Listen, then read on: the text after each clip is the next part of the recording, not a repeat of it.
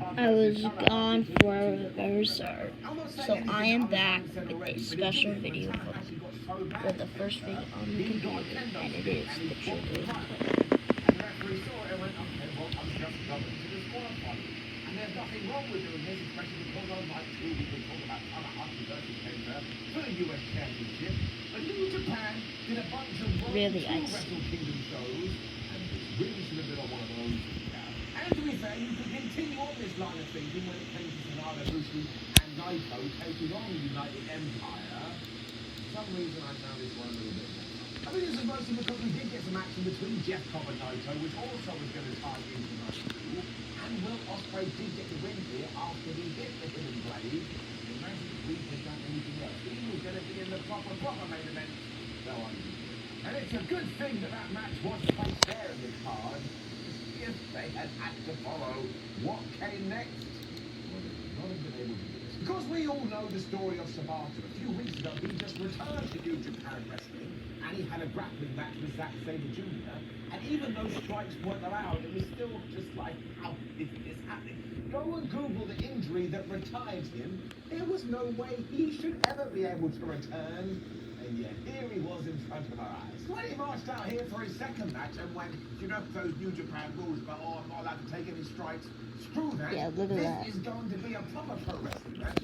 I sat there and just started to shake because I could not believe it. He was also facing Ren Narita. What an amazing platform we gave to that guy. And even though Shibata hasn't wrestled properly in years, I suppose, at this point, he hasn't lost a step at all. And Ren completely held up his end of the bargain. Honestly, you into everything that's happened in the past, this was super duper special. I mean, it really is something you have to go and see. And of course, it finished with the most devastating move in all of sports entertainment. Surprise roller. Of course it did.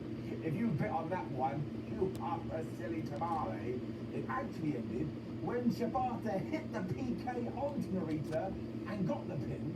And now I have no idea what is next. Like, is he going to go after Okada? Is he going to go after Will Ospreay? Is he going to go after Kenta for obvious reasons? It has got me so excited deep down in my tootsie toes, to the point it doesn't just get me up. It gets the going up. And then Evil defeated Ishii for the never open weight title, even though I don't think Ishii defended it properly once.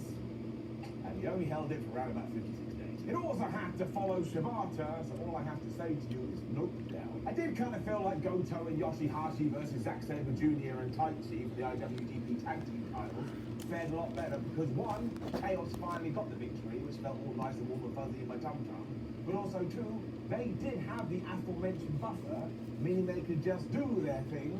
You could probably argue it didn't really feel like a Wrestle Kingdom match. I enjoyed it. Well, that is beautiful. We did get to Takahashi versus El Phantasmo for the junior heavyweight title. Isn't he beautiful? At 900 miles an hour, I made sure I calculated my speed gun and kept this pace up for a round. Otherwise, you've got to shut up. Thanks to the recording, and now I have to do a part 2. I kind of won after the Rainmaker to become sort of one half of the champions, because of course there were Ospreay was out and he was like, ha ha, I shall beat you tomorrow. And when you are doing these 2-night events, you have to end night one with me going, I can't wait. I told you, they achieved it. So now let's move on to night 2, which we will get into a little bit more. And there were a bunch of 6-man tags, which is essentially what WWE does when they get to WrestleMania and the Andre the Giant Battle Royal. It is very nice courtesy of the company that just goes, well, this is our biggest show of the year, so let's fit as many people as we can onto it.